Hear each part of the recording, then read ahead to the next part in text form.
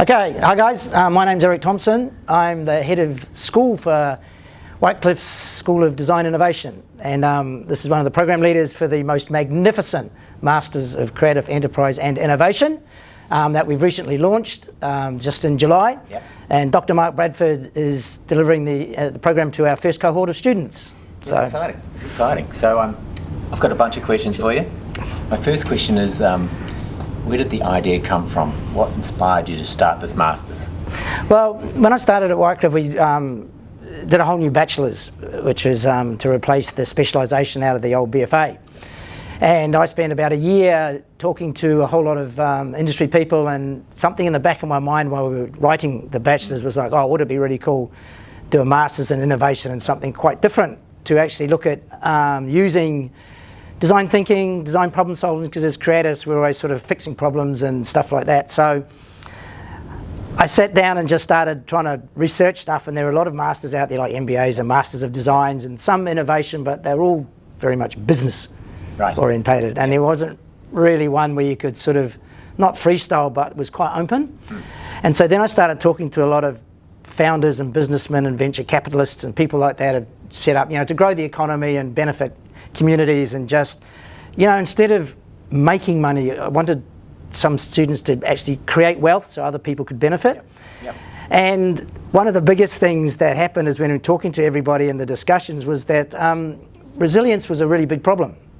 Especially so in New Zealand, because we've got this tall poppy syndrome thing, which I find really annoying. Yep. And so instead of like celebrating people that experiment and sometimes fail, you help them up and you move on. And so it was just to write something quite different, and also the delivery method was quite different, and bits and pieces like that. But the whole journey was quite interesting because nobody really knew how it would turn out. No. But it has turned out to be bloody magnificent, is all I can say. It works.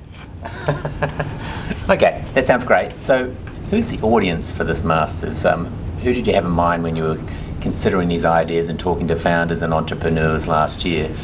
Who was in the back of your mind that this would fit this course? People who are, primarily, it was about people who are sort of working a full-time job, but have a bit of a side hustle in the garage, so they finish their 40-hour week, go home, work on the weekend. But the idea of working in the middle of winter in your garage trying to launch something, it's really, really hard. And I've had some friends that have done that, and you got no real support, and you're sort of going, oh, what happens if this doesn't work, or what am I doing? And so the idea was to use that, so it's for anybody, it's interdisciplinary. It means anybody from any background, any study, because it's a Masters level 9, normally have to have a bachelor's, but as we've discovered, Mark, we've actually got in our first cohort, but somebody who has just an entrepreneurial spirit. And actually, if you look at a lot of the people that have been really fantastic, like the Steve Knights with Nike and Richard Branson and a lot of the other people that have gone on to make huge businesses, they left school. Steve Jobs left halfway through his degree at university. They just have this passion and this drive,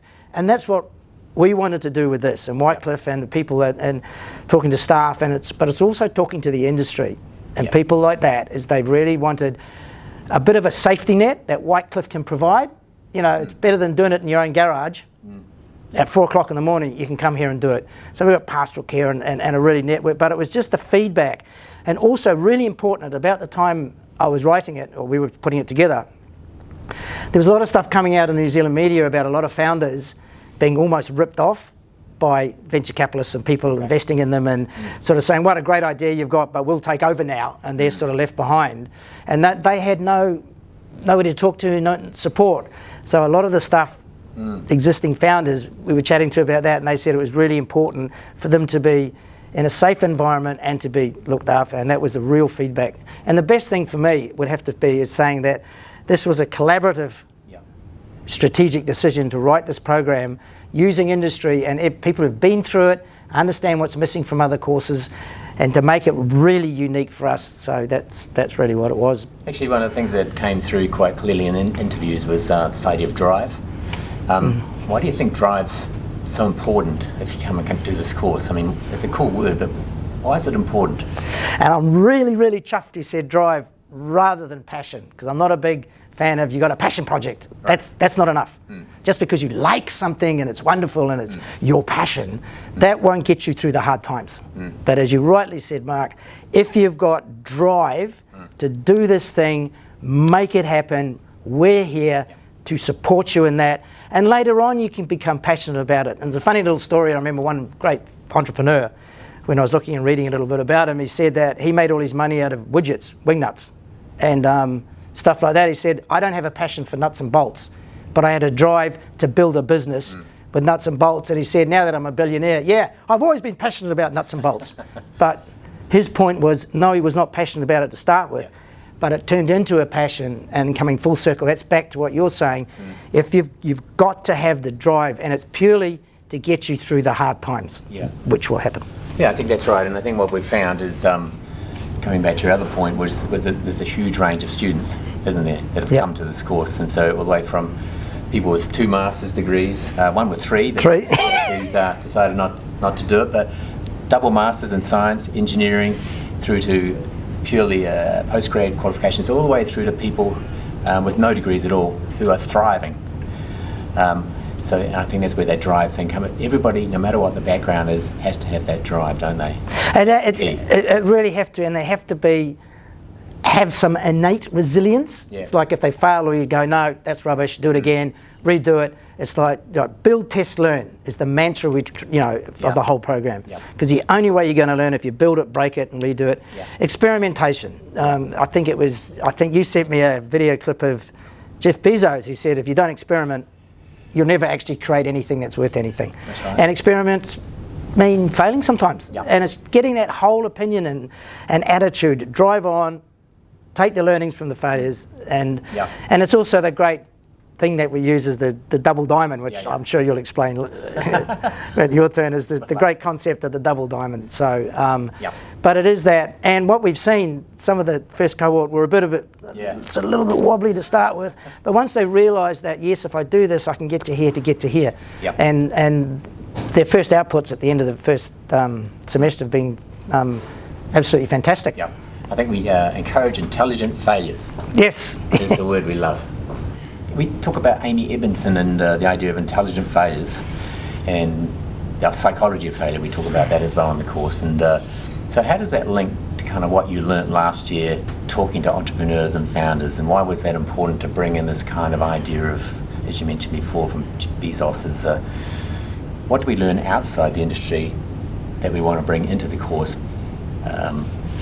A lot of it is with our industry panel and all the mentors and guest lecturers and master classes we run. There's everything from cultural awareness all the way to they'll be learning about not how to do a balance sheet, because you can find somebody else to do that. You get virtual CFOs now, and you've got ChatGPT who can write your business plan. So that's not, there's always somebody else that can do that. But it's like keeping that innate curiosity about, oh, this may not be my thing, but I can learn from that speaker, or oh, they're bringing in a little bit of mental wellness, and it's staying. And the reason we're going to stay current, and is the way the program's structured. But you can talk about that a little bit more later. And is the way the program structures to allow the constant, really big group of mentors and people that have helped, not only helped write this, but industry people who are able to actually say, well, this is happening now, or you got to look at this, or there's a new app out there for that. It's just being able to look wide. My sort of statement is, you've got to look at the horizon. Forget what's right in front of you sometimes, because it's in front of you. It's just look to the horizon and just to see what's developing out there, and you'll always stay current. Yeah, I think that makes total sense, and also the opposite, isn't it? Like be in the moment and to forget about. I think we had a great workshop with Carleen Nicholson on resilience leadership, and she talked about the present, the past, and the future, and people were too focused on that. And 60% of our time is about focus on those two areas, and how do we bring our focus into dealing with what's happening right now in the moment. So there's kind of this interesting contrast between these tensions in the course, isn't there, which is really positive, I think. Oh no, it's really positive, like you said, but you have a look out there and think, oh, that's interesting, and then you take that and bring it back to here. Like you said, it's being in the moment, and that's one of the mission statement, tagline for the whole program is pursue, which means you're not following somebody, but you're going after it. But also it's get it done. Like, stop talking. There's talk just so much that we do. Do your research, you talk, then you get it done. Solutions focus, right? Would you say that's a good way to describe maybe? Very much so. And it's also, you look at the problem and say, how can I make that problem work for me? Not worry about it. You know what I love about the course at the moment is it has structure. I'm kind of eating up my talk. But we have structure and a scaffolding. I love the word scaffolding, but no rules. No rules. Which is important. Very much so. And so that sort of was the strategic vision for it, and something a bit different. Had to get a few people across the line, Mark. But the really great thing is I've worked with Mark before. Funnily enough, he was my master's supervisor, and so I got to know where Mark was, and he's got this great, I'll let him explain it to it, he set up in his PhD this really great meld confluence between business and design and working in a different way. And getting Mark on board was a real coup for us, especially for me, because I know the way Mark works, and I'm not that structured. Mark is quite structured, and we both had the same vision for it. So Mark's come on board as the program leader to deliver the program. And in the next most glorious episode of this podcast, Mark will be talking more about the tactical way he's actually worked with Linda, the course designer, and how they've actually made this vision we talked about real, palatable. You know, the poke the bear test. We're now poking the bear to see how it's going to work. It's a good way of saying it.